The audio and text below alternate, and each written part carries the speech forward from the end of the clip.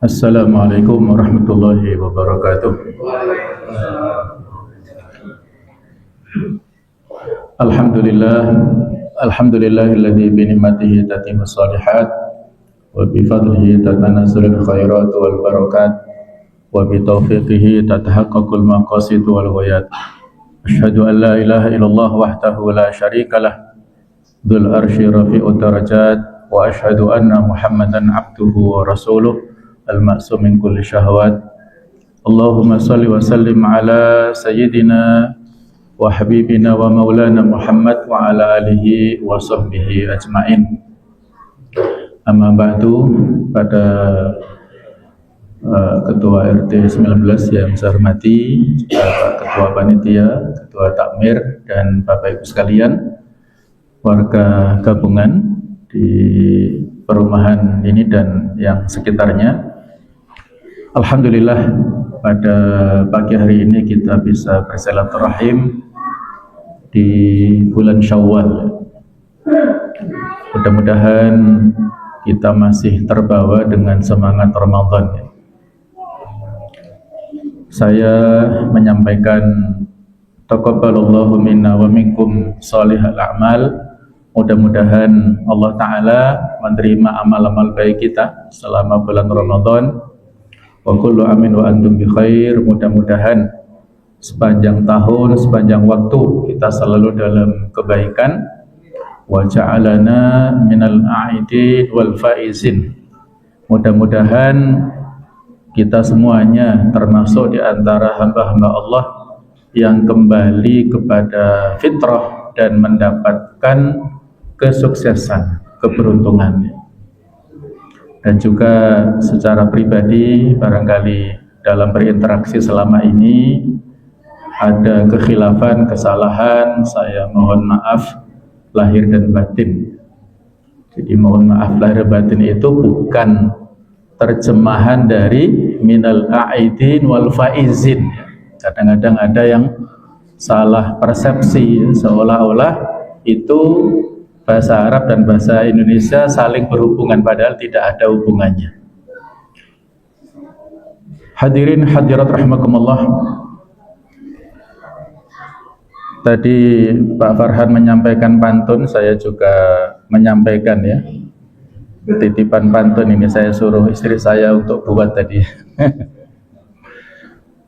Ketupat disaji di piring rotan, kue nastar manis di atas meja, muliakan tetangga di hari lebaran, senyum dan maaf jalin bahagia. Masih ada lagi ya. Ayam berkokok di pagi buta, bunga melati harum semerbak, halal bihalal silaturahmi nyata, memuliakan tetangga berkah mendekat.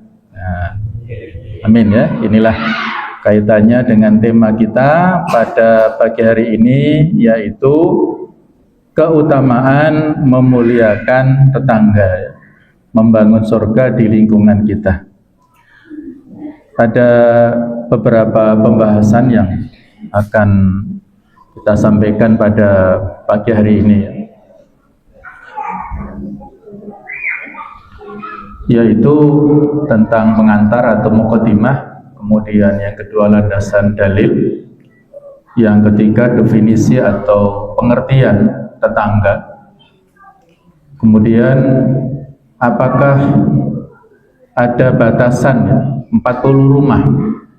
Nanti akan kita sampaikan dasarnya dan juga pendapat para ulama, juga tentang prioritas dalam bertetangga, kemudian memuliakan tetangga, yang ini menjadi inti daripada materi kita, kewajiban dan keutamaannya. Dan juga ada 3 jenis tetangga dalam Islam, dan juga ada berinteraksi serta bahaya menyakiti tetangga, dan yang terakhir adalah penutup. Berikutnya yaitu sebagai pengantar ya, muqaddimah dari kajian kita, bahwa memuliakan tetangga dalam Islam adalah tanda kesempurnaan iman kepada Allah dan hari akhir. Tadi sudah disinggung oleh Pak Ketua RT 19 dan juga nanti secara rinci akan kita sampaikan teksnya ya. Mangkana yu'minu billahi wal yaumil akhir falyukrim jarahu. Siapa yang beriman kepada Allah dan hari akhir, hendaklah dia memuliakan tetangganya. Serta merupakan wasiat malaikat Jibril kepada Nabi Muhammad SAW. Ada sebuah hadis yang berbunyi, mazala Jibril yusini bil jar hatta dhanantu annahu sayuwarithu. Jibril selalu memberikan wasiat kepadaku tentang tetangga, sampai-sampai saya menyangka hak tetangga itu mendapatkan hak waris. Saking seringnya Jibril ini memberikan wasiat kepada Rasulullah SAW. Ini menunjukkan posisi tetangga yang begitu penting ya bagi kita semuanya. Keutamaannya meliputi jaminan masuk surga, terciptanya keharmonisan sosial, mendapat pahala besar, serta meneladani akhlak mulia dari Nabi kita Muhammad SAW. Sehingga dari sini bisa kita pahami betapa Islam itu agama yang sempurna dan paripurna, serta meliputi seluruh sisi kehidupan kita. Ada kaitan atau hubungan antara akidah dan akhlak. Seorang dikatakan mukmin yang baik bukan semata-mata dia beriman kepada rukun-rukun iman saja, tetapi harusnya rukun-rukun iman, terutama iman kepada Allah ini berdampak kepada hubungan sosial. Itu kaitannya dengan masalah akhlak. Jadi ada hablum minallah, interaksi antara kita dengan Allah Ta'ala, dan hablum minan nas, interaksi atau hubungan kita dengan sesama manusia. Kesolehan ritual dan kesolehan sosial. Orang bukan hanya diukur kesolehan atau kebaikannya itu dari ritualnya. Oh, sholatnya rajin, puasanya rajin, baca Qurannya rajin, bukan hanya itu, tapi juga diukur dari sisi sejauh mana kesolihan sosial, interaksinya dengan sesama manusia. Bukan hanya kepada sesama muslim, tapi juga kepada sesama non-muslim. Kemudian landasan dalil, tadi sudah dibacakan ayat-ayat Al-Quran. Ada dua ayat yang terkait dengan materi kita pada pagi hari ini, surah An-Nisa ayat 36 dan 37 yang saya kutip di sini, ayat 36. Ayat 36 dan 37 ini ada, kalau kita total 13 wasiat yang Allah sampaikan kepada kita semuanya. Dan di sini ada keterkaitan antara hablum minallah dan hablum minan nas. Wa'budullaha wa la tusyriku bihi syai'a, itu hablum minallah. Dan beribadalah kalian semua serta jangan menyekutukan Allah dengan sesuatu apapun. Ini interaksi antara kita dengan Allah. Dikaitkan dengan wasiat-wasiat yang sesudahnya, itu hablum minan nas, kaitannya dengan interaksi kepada sesama manusia. Wa bil walidaini ihsana, kepada dua orang tua harus berbuat baik. Wa bidil qurba, kepada sanak kerabat, famili. Wal yatama, kepada anak-anak yatim. Wal masakin, kepada orang-orang miskin juga harus kita berbuat baik kepada mereka. Nah, berikutnya ini yang relevan dengan pembahasan kita. Wal jaridil qurba, tetangga yang dekat.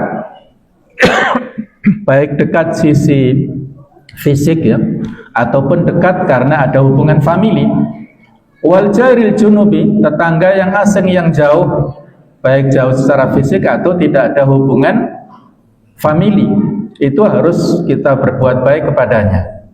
Wasahibi bil jambi, dan juga teman sejawat, apakah teman kantor, teman dalam perjalanan, teman dalam hubungan sosial yang lainnya. Wa bani sabil, itu yaitu musafir, orang yang dalam perjalanan.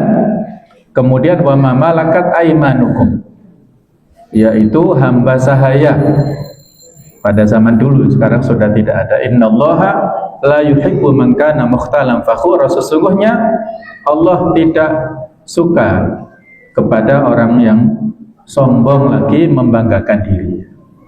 Ini wasiat-wasiat mulia ya, yang tafsirnya secara rinci ada saya jelaskan ya di kajian tafsir, bisa disimak di channel YouTube saya Inhana TV. Ada 2 sesi, yaitu pembahasan tafsir surah An-Nisa 36 dan 37, ada 2 pertemuan, nanti bisa dibuka di channel itu ya, karena tema ini sangat penting sekali. Berikutnya tentang landasan dalil dari hadis nabawi. Ada keterkaitan antara iman dan tetangga yang sudah kita baca hadisnya tadi, betapa pentingnya kita memuliakan tetangga. Rasulullah SAW menghubungkan perilaku bertetangga langsung dengan kualitas iman. Wa man kana yu'minu billahi wal yaumil akhir falyukrim jarahu. Dia ada hubungan sebab akibat, syarat dan yang harus dipenuhi di sini. Apabila seorang itu mengaku beriman kepada Allah dan hari akhir, hendaklah dia menghormati tetangganya. Maknanya kalimat ini menunjukkan bahwa memuliakan tetangga bukan sekedar etika sosial, tapi indikator keimanan. Jika kita mengaku muslim tapi tetangga merasa terganggu, ada yang perlu diperbaiki dengan iman kita. Orang yang mengaku beriman, bertauhid dengan tauhid yang bersih, tetapi dalam hubungan interaksi sosial dia tidak bagus, ya maka berarti ada persoalan dalam pemahaman serta penerapan tauhidnya. Imam Al-Ghazali dalam kitab Ihya Ulumuddin menekankan bahwa hak tetangga bukan sekedar dalam tanda kutip tidak mengganggu, melainkan juga sabar atas gangguan mereka dan proaktif berbuat baik. Tidak ada hubungan timbal balik ya. Ada hak dan kewajiban. Kita tidak boleh mengganggu. Saat yang sama tetangga yang lain juga kalau mendapat gangguan harus sabar atas gangguan tetangganya. Ada sebuah contoh ya dari generasi awal, yaitu Hasan Al-Basri ya. Beliau ini seorang tabi'in. Beliau pernah hidup bertetangga. Jadi ceritanya beliau itu tinggal di lantai 1, tetangganya tinggal di lantai 2. Nah ternyata kamar mandi tetangganya yang ada di lantai 2 itu bocor, sehingga setiap waktu Hasan Al-Basri ini meletakkan bak atau baskom ya, dari air yang menetes dari atas dari kamar mandi yang tentunya kan najis dan baunya tidak nyaman. Beliau bersabar. Hasan Al-Basri tidak protes, tidak bersuudzon, tidak berburuk sangka kepada tetangga Nasrani ini. Agamanya kebetulan Nasrani yang ada di lantai 2 ini. Beliau bersabar Sampai satu saat Hasan al-Basri sakit, tidak bisa mengimami di masjid dan tidak bisa mengajar ke jamaah. Mereka kehilangan figur Hasan al-Basri beberapa hari karena sosok beliau sangat dibutuhkan oleh masyarakat. Banyak tetangga dan para ulama yang menjenguk Hasan al-Basri di rumahnya. Salah satunya tetangga yang di atas rumah itu turun dan menjenguk Hasan al-Basri.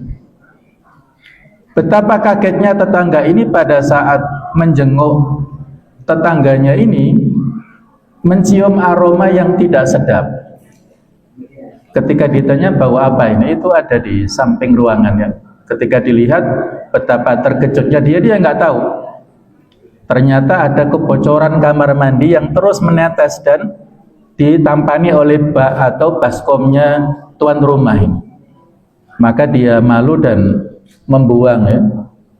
membuang air tersebut, kemudian mengembalikan lagi dan bertanya kepada tuan rumah, "Wahai Hasan al-Basri, berapa lama kejadian ini? Kenapa Anda tidak ngasih tahu ke saya?" Kata beliau, kejadiannya terjadi selama 20 tahun. Subhanallah ya. Bukan 2 hari, 2 bulan, bukan 2 tahun, tetapi 20 tahun. Beliau bersabar, tidak memberikan teguran kepada tetangganya.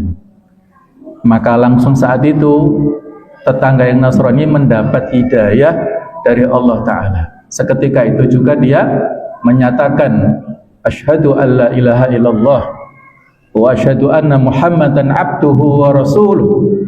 Beliau yakin masuk Islam karena mendapatkan perilaku Hasan al-Basri, seorang alim ulama besar yang sabar mendapatkan perilaku buruk dari tetangga yang Nasrani, dan dia sudah mendapat hidayah. Masya Allah ya. Inilah contoh yang luar biasa dari kesabaran seorang Hasan al-Basri yang patut untuk kita jadikan sebagai teladan ya. Jadi cerita-cerita tentang rasa syukur, rasa sabar dari Rasulullah ataupun dari para ulama pelanjut risalah beliau itu perlu kita sampaikan, perlu kita baca supaya kita termotivasi. Kalau kita mendapat perilaku yang kurang berkenan, yang menyakitkan dari tetangga itu, coba kita lihat sejarah para ulama dulu, cobaan mereka begitu berat, tapi mereka menghadapi dengan penuh kesabaran. Nah, masa kita yang biasa-biasa saja itu tidak sabar ya. Jadi ini kembali ke kita. Berikutnya jemaah sekalian, ada faedah yang bisa kita ambil dari surah At-Tahrim ayat 11.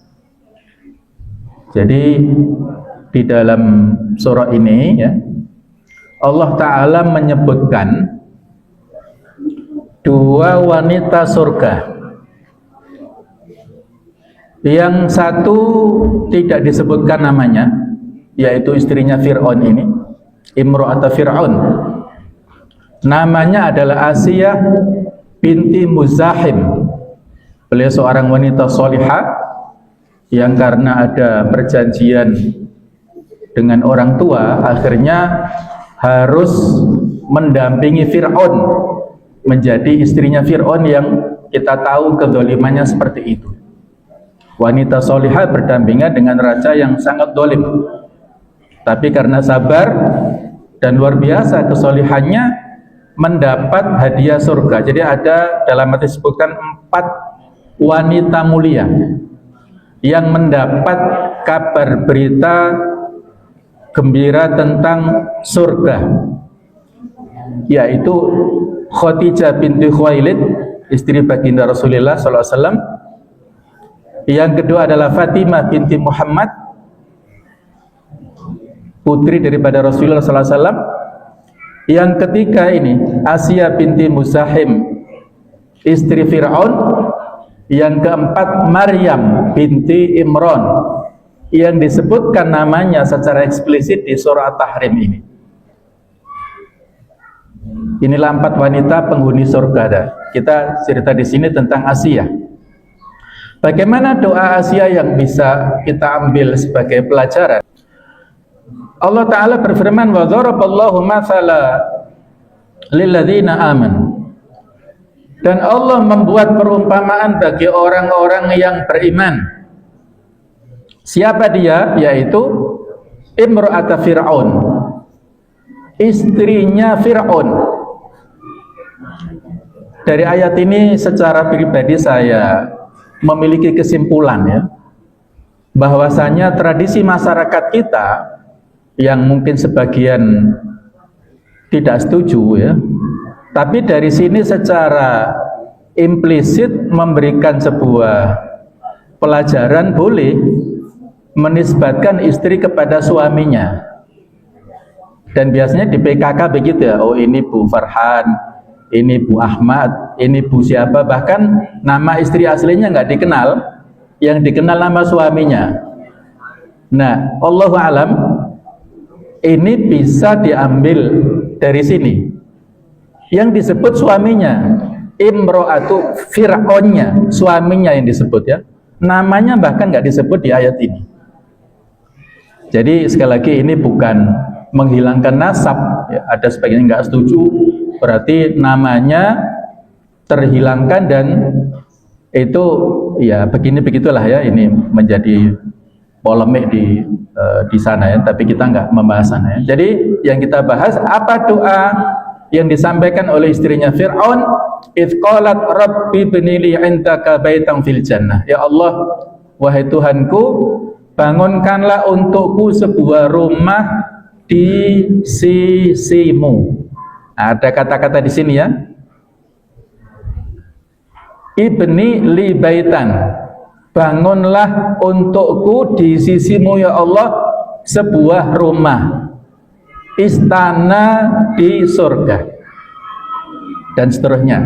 Yang menurut Ibnu Qayyim al-Jauziyah, beliau dalam kitab Al-Fawaid memberikan komentar, demikianlah beliau istri Fir'aun meminta kepada Allah rumah di sisinya dahulu sebelum beliau meminta untuk tinggal di surga.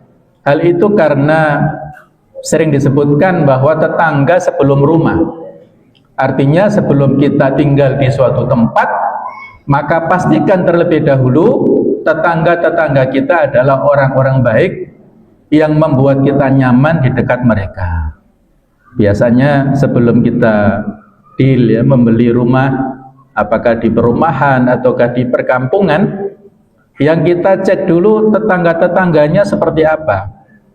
Karena tetangga inilah yang 24 jam membersamai kita. Kalau kita tidak di rumah juga mereka yang menjaga rumah kita, mengawasi kalau ada maling, ada kebakaran, ada emergensi, yang bertindak itu terlebih dulu adalah tetangga. Interaksi anak-anak kita kalau sudah bisa main ke tetangga itu harus dipastikan tetangga-tetangganya bukan orang yang fasik. Kan susah ya kalau bertetangga misalnya tadi disentuhkan bandar narkoba ya, anak-anak main ke situ dicobai, waduh ini bisa bahaya, bisa ketagihan, atau mungkin dititipi untuk dijual kemana gitu, ini kan bahaya. Nah inilah ya, tetangga fungsinya luar biasa, harus dipastikan dulu keamanannya. Nah bagaimana ataupun apa batasan pengertian definisi tetangga ini? Secara bahasa, tetangga berasal dari kata al-jiwar atau al-jar ya, al-jar atau al-jiwar, yang berarti orang yang tinggal di dekatmu. Sedangkan berdasarkan syariat atau istilah, orang yang tinggal bersamamu di satu wilayah atau kawasan seperti satu kompleks atau satu desa atau satu perumahan ya. Yang lebih tepat di sini adalah berdasarkan urf, kebiasaan masyarakat. Standar yang paling fleksibel adalah mengikuti adat istiadat setempat. Jika secara umum warga menganggap radius 2 blok adalah tetangga, maka itulah batas. Ya satu perumahan, atau kalau perumahannya besar ya mungkin satu blok. Kemudian apakah benar ada batasan 40 rumah? Ya, pendapat mengenai 40 rumah ini sangat masyhur di kalangan umat Islam. Namun kita perlu melihat dasar hukumnya secara jeli. Kalau di dalam hadis Nabawi ada sebuah hadis yang diceritakan oleh At-Tabrani dan yang lain ya, bahasanya beliau Rasulullah mengatakan hak tetangga itu adalah 40 rumah, begini, begini dan begini, ke depan, ke belakang, ke kanan dan ke kiri ya. Akumulasi ya. Bukan sana 40, sana 40, sana 40, bukan, tapi akumulasinya rumah yang ada di sekitar kita itu kanan, kiri, belakang, depan dari 4 arah ini jumlah totalnya 40. Nah, catatan ilmiahnya menurut Ibnu Hajar Al-Asqalani, hadis ini dhaif, lemah. Sehingga ya ini menjadi perdebatan, tetapi hadis ini tidak berdiri sendiri, ada penguatnya ya. Karena hadis ini dalam konteks fadhailul amal, keutamaan dalam beramal, dan para ulama dalam memposisikan hadis dhaif dalam hal fadhilul amal atau keutamaan amal itu lebih longgar ya, bukan kaitannya dengan masalah hukum halal haram, bukan kaitannya dengan masalah akidah atau masalah keimanan ya. Ini untuk menunjukkan betapa luasnya jangkauan kepedulian sosial yang diharapkan dalam Islam. Meskipun hadisnya dhaif, tapi angka 40 ini didukung oleh fatwa sebagian sahabat dan juga tabi'in. Di antaranya ketika Aisyah ditanya tentang batasan tetangga, beliau menjawab 40 rumah dari setiap arah. Kemudian dari kalangan tabi'in ada Imam Az-Zuhri, ada Al-Auza'i, dan juga ada Hasan Al-Basri yang menyatakan bahwa tetangga ini ada 40 rumah, ke kanan, kiri, belakang, dan depan. Adapun ada pendapat yang cukup variatif dari para ulama tentang batasan mereka yang disebut tetangga ini dengan berbagai macam versinya. Yang setuju dengan pendapat 40 rumah, ada Imam Syafi'i dan Imam Ahmad menghitung 40 rumah dari segala arah.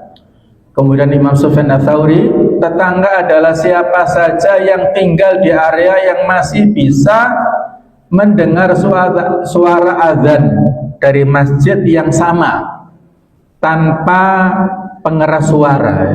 Kalau zaman dulu belum ada pengeras suara ya, ini jangkauannya kan tidak terlalu jauh ya. Ya mungkin tanpa pengeras suara, tapi di tempat yang seperti menara yang agak tinggi ya, jangkauannya di situ ya. Kalau sekarang dengan mikrofon ya, speaker luar, saya kira sangat luas batasannya. Ada pendapat yang mengatakan yaitu orang yang sholat subuh bersamamu. Tetangga adalah mereka yang memiliki keterikatan di masjid atau musola yang sama. Sama-sama jamaah satu masjid, nah itulah tetangga. Kemudian ini dikembalikan kepada batasan urf ataupun tradisi. Di perumahan biasanya tetangga adalah mereka yang berada dalam satu RT atau satu blok yang sering berinteraksi. Adapun prioritas dalam bertetangga ya, meskipun batasannya bisa sangat luas hingga 40 rumah, Islam memberikan skala prioritas dalam memberikan hak. Jika Anda punya makanan terbatas, siapa yang didahulukan? Aisyah pernah bertanya kepada Rasulullah, "Wahai Rasulullah, aku punya 2 tetangga. Kepada siapakah aku memberikan hadiah?" Beliau menjawab, "Kepada yang pintunya paling dekat denganmu." Hadis riwayat Bukhari ya. Jadi kalau kita ingin membagi ya, hadiah tapi jumlahnya terbatas, maka yang paling kita dahulukan yang terdekat dari sisi fisik bangunannya. Pertimbangan yang lain ya dari yang lebih membutuhkan.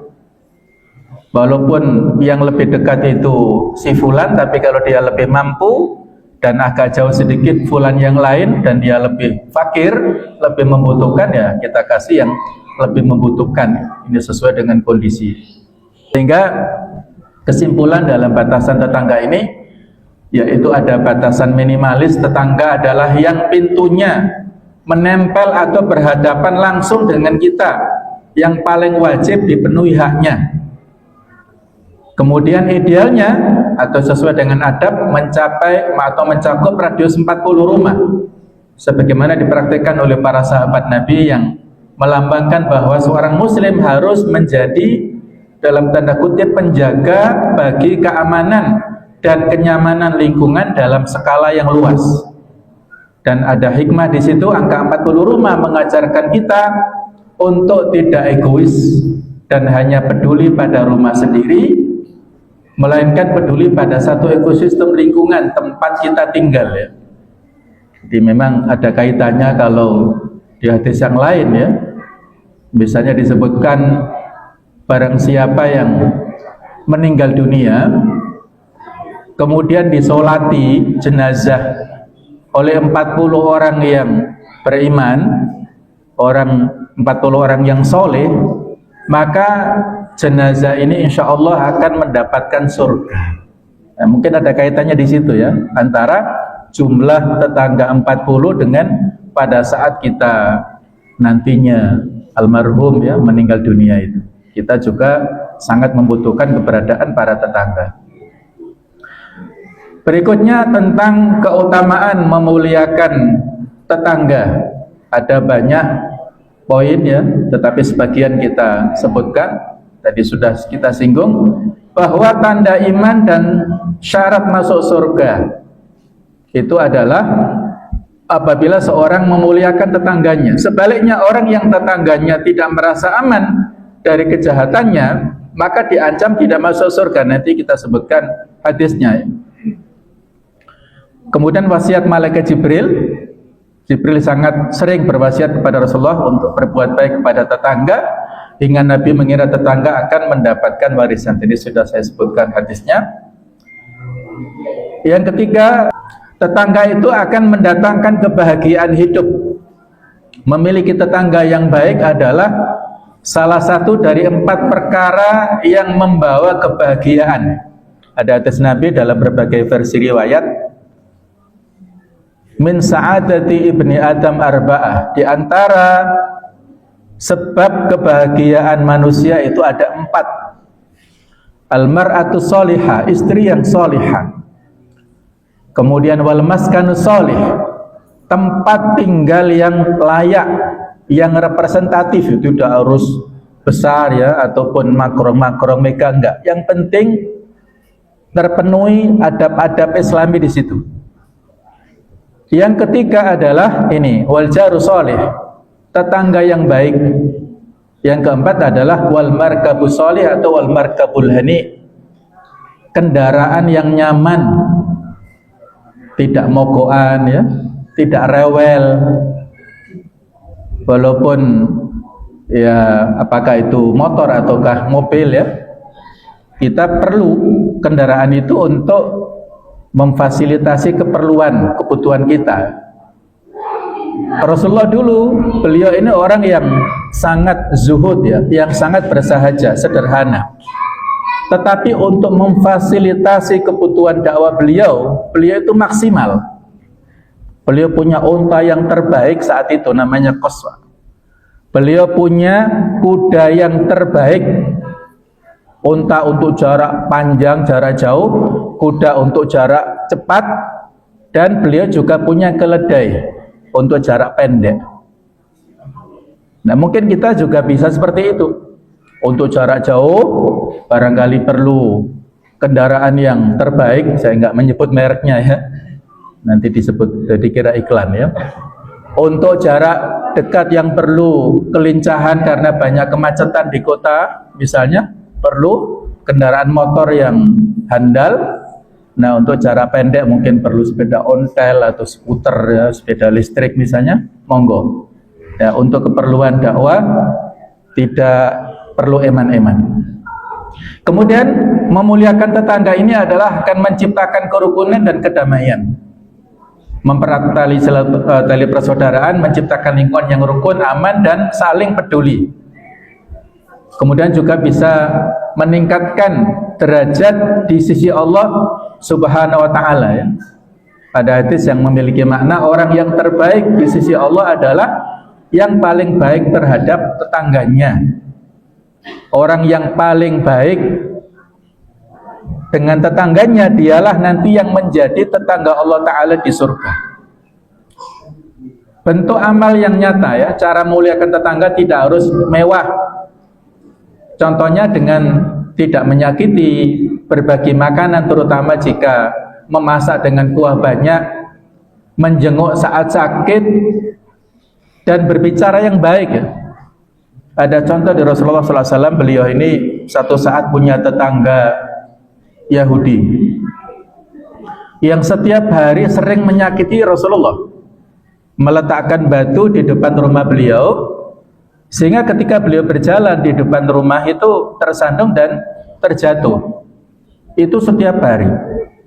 Sehingga ketika satu saat Rasulullah keluar rumah, tidak ada batu yang ada di depan rumah itu, beliau bertanya kepada para sahabat, mana tetangga saya yang Yahudi itu kok tandanya nggak ada batu di depan rumah saya. Kata para sahabat, beliau sakit ya Rasulullah.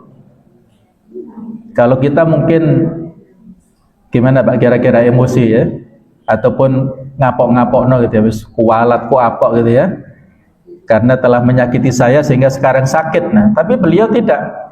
Beliau malah pergi ke pasar membeli kurma, kemudian beliau datangi tetangga Yahudi yang sakit ini dan dihadiahi kurma. Ini kurma, bagaimana kondisi kesehatan Anda, apakah sudah membaik, begini begitu. Maka terenyuh ya, Yahudi ini merasa bersalah dan dia mendapat hidayah dari Allah Ta'ala, akhirnya dia juga masuk Islam.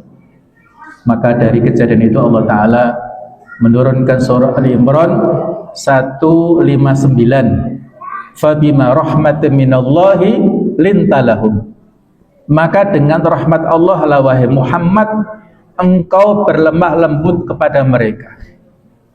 Walau kunta faddan ghalidul qalbi lan faddu min hawlik, seandainya engkau keras, kasar perangainya, maka mereka lari ya, tidak mau menerima dakwah Islam.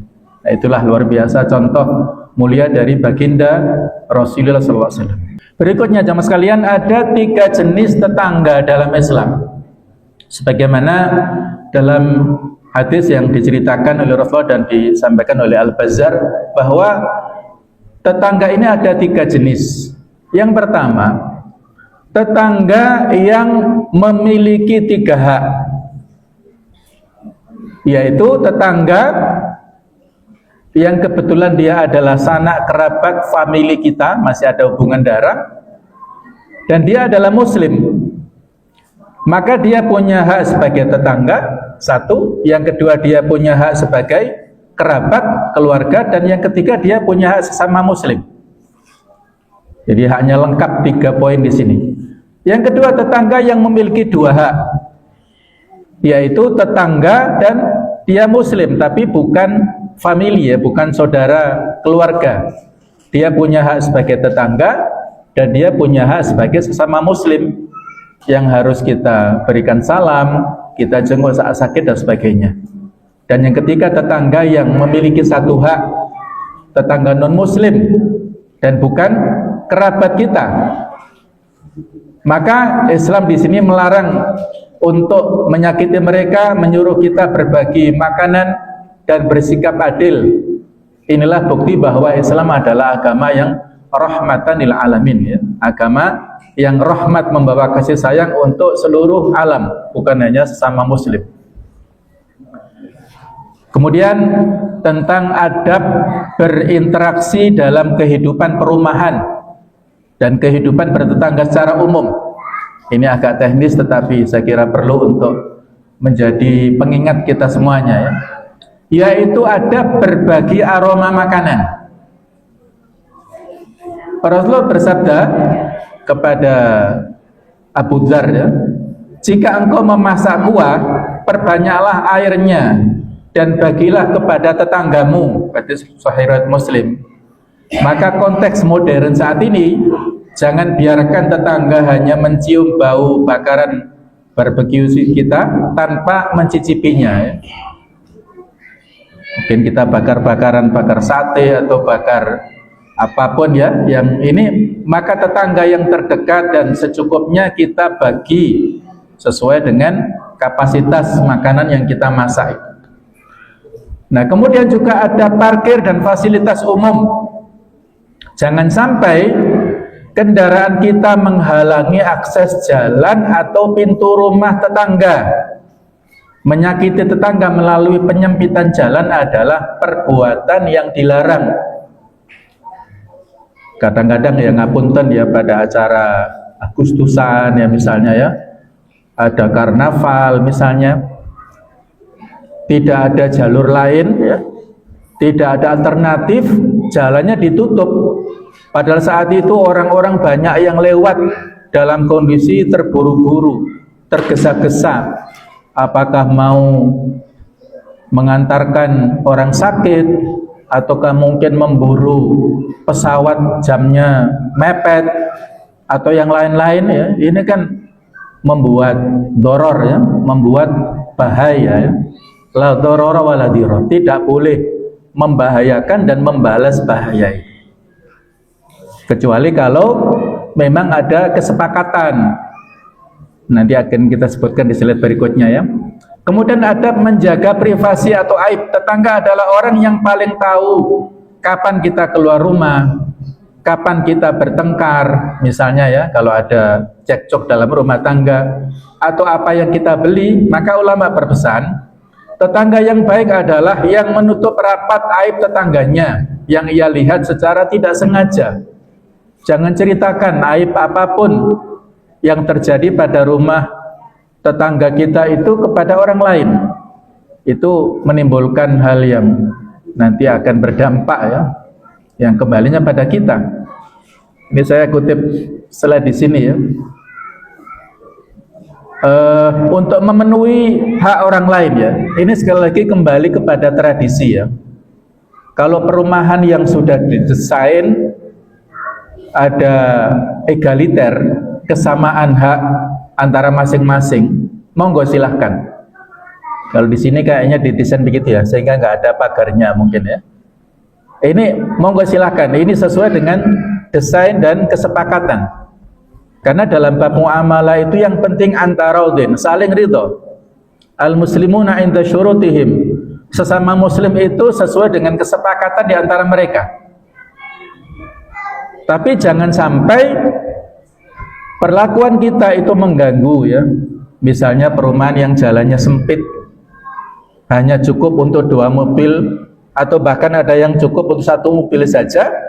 Kemudian ada salah seorang tuan rumah yang mobilnya lebih dari 1, sehingga carportnya atau garasinya nggak cukup, satunya diparkir di jalan umum. Nah, inilah yang perlu untuk menjadi bahan evaluasi ya.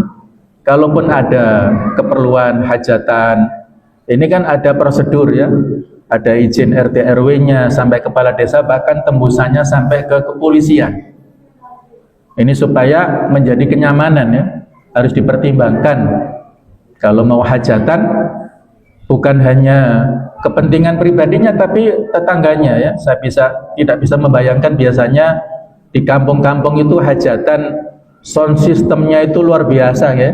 Sound herek itu 3 hari 3 malam bunyi itu. Saya nggak bisa bayangkan kalau tetangganya ada yang sakit, yang sudah tua, yang sakit jantung, atau ada ibu-ibu yang hamil atau anak kecil yang masih belum bisa adaptasi dengan suara keras, itu seperti apa ya. Nah, ini harus dipertimbangkan semuanya. Jangan sampai kita menanam investasi kejahatan, itu kembalinya pada kita. Mungkin di dunia nggak protes, tetapi nanti di akhirat orang itu minta keadilan kepada Allah Ta'ala. Ya Allah, saya dulu terganggu dengan suara sound system orang itu di dunia pada saat menjadi tetangga. Tolong ambilkan pahala kebaikannya ya Allah. Allah ambil itu, pahala kebaikan dari sholatnya, dari yang lain. Kalau pahala kebaikannya tidak ada, maka keburukan dari orang yang terdolimi ditimpakan kepada orang yang mendolimi, sehingga orang ini menjadi muflis, bangkrut pada saat di akhirat.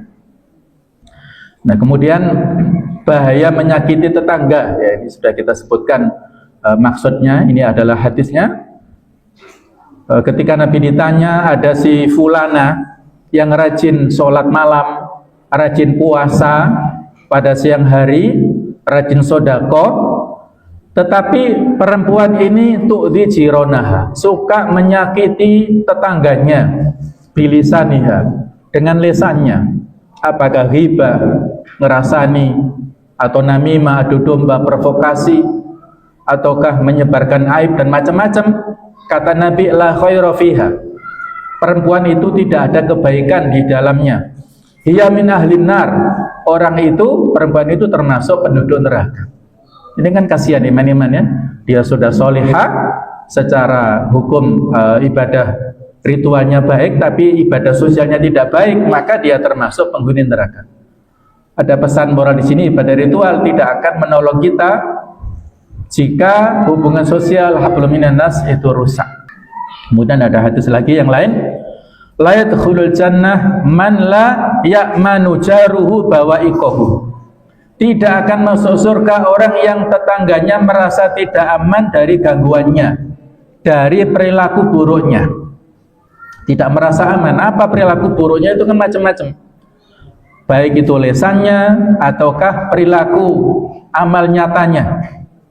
Itu tidak akan aman ya, pada saat di akhirat, bahkan diancam tidak masuk surga di sini. Nah, berikutnya ini sekedar tambahan ya, ada hadis Nabi yang memberikan isyarat begini ya. Inna syarrun nas manzilatan indallahi yaumal qiyamah man tarakahun nas ittiqa'a fuhsyihi. Manusia yang paling buruk kedudukannya di sisi Allah pada hari kiamat adalah seseorang yang ditinggalkan oleh manusia karena takut kejahatannya. Jadi orang nggak suka interaksi dengan orang ini, apakah di perkampungan, di perumahan, atau mungkin di kantor, di teman sejawat pekerjaannya. Ini yang disebut dengan ciri-ciri orang toksik ini ya. Dengan macam-macam ini ya, suka merendahkan orang lain ya, nyinyir dan suka bikin minder, selalu merasa paling benar, anti kritik dan suka menyalahkan orang, manipulatif, suka main gaslighting ini. Mungkin sebagian kita masih asing dengan istilah ini ya. Nanti barangkali bisa dibuka di Google itu ya, dicari contoh kalimat gaslighting. Ternyata banyak contoh-contoh kalimat itu yang tanpa sengaja kita sering menyampaikan kepada teman-teman kita atau bahkan kepada anak-anak kita, yang membuat orang lain ketika mendapatkan pernyataan itu merasa tidak percaya diri ya. Misalnya ada orang yang tersinggung dengan perkataan kita, kita mengatakan, oh enggak, itu mungkin hanya perasaanmu saja. Kemudian ada anak yang curhat kepada ibunya, ibunya mengatakan, kamu jangan cengeng, gitu aja nangis misalnya. Nah, ini anak menjadi tidak bisa membedakan antara fakta dan tidak fakta ya. Pokoknya di situ banyak ya contoh-contohnya yang manipulatif dan membuat ya, oh ternyata ada gejala-gejala itu di dalam kalimat-kalimat kita dan seterusnya ya. Sehingga ini kesimpulannya, penutup dan kesimpulan, halal bihalal ini sebagai momentum bagi kita semuanya ya. Mari kita jadikan momentum ini untuk saling memaafkan atas suara musik yang terlalu keras misalnya, atau asap panggangan misalnya, atau ngapunten barangkali, mohon maaf sekali lagi ya, bagi sebagian yang suka merokok misalnya, mungkin asap rokok mengganggu tetangga kita, baik itu tetangga rumah atau tetangga di duduk kita ya, atau parkir yang mungkin kurang pas. Ini momentum pada kita semuanya untuk saling memaafkan, saling berlapang dada. Tidak ada manusia yang sempurna. Dan juga di samping itu ya harus tahu diri ya. Di samping memaafkan, kita juga harus tahu diri dan memperbaiki kesalahan. Action plan-nya barangkali ini sekedar contoh ya, contoh kasus saja. Cobalah mulai besok minimal berikan senyuman atau kirimkan satu jenis makanan ke tetangga terdekat. Ini challenge ya bagi kita semuanya. Barangkali ya ada kelonggaran rezeki, monggo silahkan kita berikan hadiah makanan. Alhamdulillah kalau masyarakat kita sudah punya tradisi yang baik ya. Ada istilah megengan sebelum Ramadan, H-1 saling berbagi hadiah, monggo. Dan saat ini kita sudah memberikan dan mempraktekkan ini kan, masing-masing kita sudah bawa makanan sesuai dengan jumlah masing-masing anggota keluarga ya. Ini kita niatkan untuk saling memberikan hadiah, saling memberikan kesenangan, yaitu idkhalus surur ya, memasukkan kesenangan kepada orang lain. Kalau ada batasan ya, batasnya ada batasan maksimal ya, nggak ada batasan minimal ya. Nggak tahu, mungkin sudah tradisi ya, barangkali untuk menjaga supaya tidak terjadi kesenjangan ya, maka ketika kita saling, ini kan seperti berbagi ini ya, berbagi kado ya. Ada salah seorang ustadz yang menghukumi haram ya. Ini saya kira fatwanya terlalu serampangan ya, terlalu terburu-buru ya. Ustadz ini mengatakan berbagi kado itu hukumnya haram karena ada unsur ghorornya. Ghoror itu ketidakpastian. Saya bawa makanan nilainya 25.000, nah, ternyata nanti dapat makanan dari tetangga saya yang nilainya hanya 10.000. Kemudian nelongso, itu nggak boleh ya. Kita niat bahwa makanan untuk saling memberi hadiah, bukan untuk mendapatkan keuntungan. Nah, gharar itu kalau dalam transaksi yang memang tujuannya untuk mendapatkan keuntungan dalam bisnis, dalam perdagangan. Tapi kalau dalam hal saling memberikan hadiah, tahabu, saling memberi hadiah supaya kalian saling mencintai. Jadi tujuannya untuk kekeluargaan, persaudaraan, bukan tujuannya untuk mendapatkan manfaat. Barakallahu fikum. Demikianlah nasihat untuk saya pribadi dan kita semuanya. Mohon maaf atas segala kekhilafan, atas segala kekurangan. Wallahu minkum ihdinas siratal mustaqim. Wassalamualaikum warahmatullahi wabarakatuh.